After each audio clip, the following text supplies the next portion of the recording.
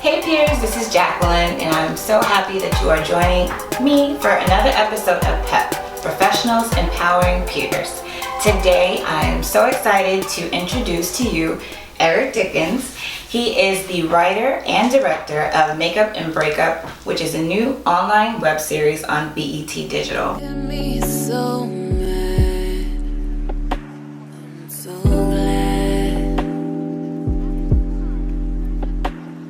If you didn't, I wouldn't know better. If you didn't, I wouldn't. It's been a minute. You look good. Same. Who would have thought our story would end like this? It's crazy, right? Yeah. Do you miss us? I don't know. Let's talk. It's about that time.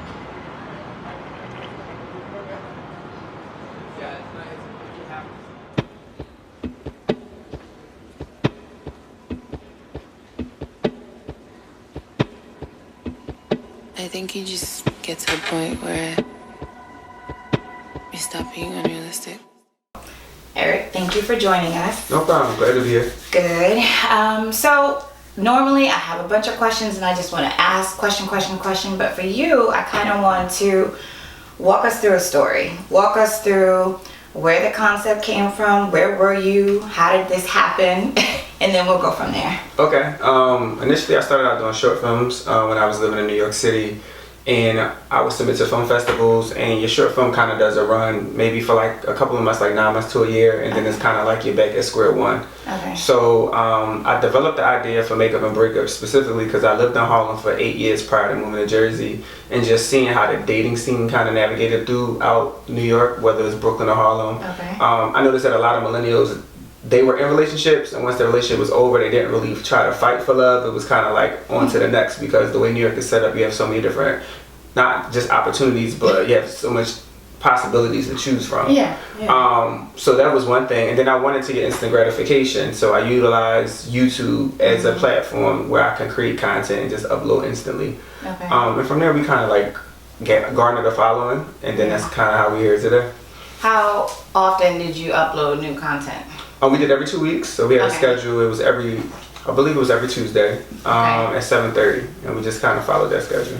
Okay, so when you say the concept kind of came from your observation from people dating in the city and everything, did anybody actually express, or have conversations with you about it, saying like, this is just how it is, or you just kind of like, observing? This is crazy. Like, well, New York is like traditionally they party from like Monday to Thursday. Of course. So you would see the same professionals go to the same events, and you kind of see circles collide. So just hearing stories, going to like different events. A lot of people will host like game nights at their house. You go to like cookouts in the summertime, and you would literally just run into the same crowd over and over again. Okay. So you'll see somebody like in a relationship 1 month, a couple months later, they're back on the scene. So it was kind of just like observation. Okay, cool.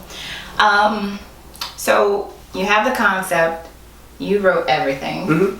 How did you go about actually, scouting locations and casting? Did you have people in mind when you were writing who you wanted to play these roles? Well, some people, like some of the main characters, I would say 50% of them, I work with them on short films, and the other 50%, I either got through referral. I went on casting networks, which is a casting backstage, which is a casting network online that you can go to get talent. Okay. And I got the actual lead, the woman that plays Brooke. I had got her off of IG. I just literally typed in actor and she popped up. Oh wow. And she, I asked if she could submit a tape. She submitted her tape, and from there it was like history. Oh wow. Okay. So how long did the process take from the time that you started writing, the concept came to you, and then the first episode that you aired? We started, I wrote it in April. We started filming at the end of May of 2016. And then we didn't launch it until September, like around the first week of September. 2016. Oh, okay. So we had the whole summer to like shoot. Yeah. And honestly, we only shot 3 episodes. We were just trying to figure out how it was going to go to see if it would catch on. And then by the 3rd episode, it hit. And then we felt like we were playing catch up, trying to like get the rest of the episodes out. Okay, so it's like immediately the following just grew because By the third episode, it kind of like, I was fortunate enough to leverage all my relationships in the industry. So anybody that I knew that worked at a blog or anybody that could repost to like a major site, I just reached out to them and asked them if they could like help. So somebody that doesn't necessarily have the contacts, what advice would you give them? Like how to go about, maybe their process might not be as quick as your process, Right. but what advice would you give them? I literally just did cold emailing. Like I literally went to every major blog and just emailed them. I leveraged back when Shade Room was first coming out and like gaining popularity. I had a budget, so I had I advertised on Shade Room, and that's when they had huge engagement. Like people were commenting and liking everything. And I did the same thing with Ball Alert, and I utilized those two platforms, and it kind of helped us to gain like following on IG specifically. Right. So once we had a following on IG, we were able to just like push everybody to YouTube. Like, okay, we're dropping our first episode, go to YouTube, kind of. So it is worth to invest in the marketing aspect of anything that somebody's trying to do. Yeah, I saved the year prior to even shooting, just so I could have like a budget. Okay, good. Okay, so BET Digital. How did that happen? BET Digital happened because I had two friends that worked there. One is my mentor, her name is Kara Barnett, and then the second person is Kevin Spence, who went to Dell State as well. Both of them went to Dell State. Oh, okay. And they both worked there, so they were helping me set up my initial meeting with the director of digital, and then I just had a pitch deck. I actually had I had footage, not only footage, but I had like a pitch deck. I had all my metrics from YouTube, because YouTube allows you to sustain metrics, and then I just pitched it to him from there. Wow. Okay. Were you nervous? No. Okay. Okay. I interview very well. So Well, what about people that are nervous? I would say just go in there with several options. I went in there with Makeup and Breakup, but you also have to go in there with different options. Because a lot of times when you're pitching in the room, especially for content, whether it be a film or for television shows, they might already have something similar in the works. So it's in your best interest to go in there with like at least 10 different ideas, just so they can have something to choose from if they're interested. And from there, you just control the room. So when I interview, whether it be for a job or anything, I try to control the room as having as much information and knowledge, just ready to just like deliver if anybody asks me a question or anything like that. How many people did you have to pitch it to? 3. Every time I pitched, they did a restructuring in the department. So the first time I pitched it, they liked it, they restructured. Second time I pitched, they liked it, they restructured. Third time they pitched, which is why we got to the third season when we finally inked the deal. Yeah, so it's third time's a charm. Yeah, you just gotta be patient. And that's with anything in television. Nothing really happens overnight. Yeah.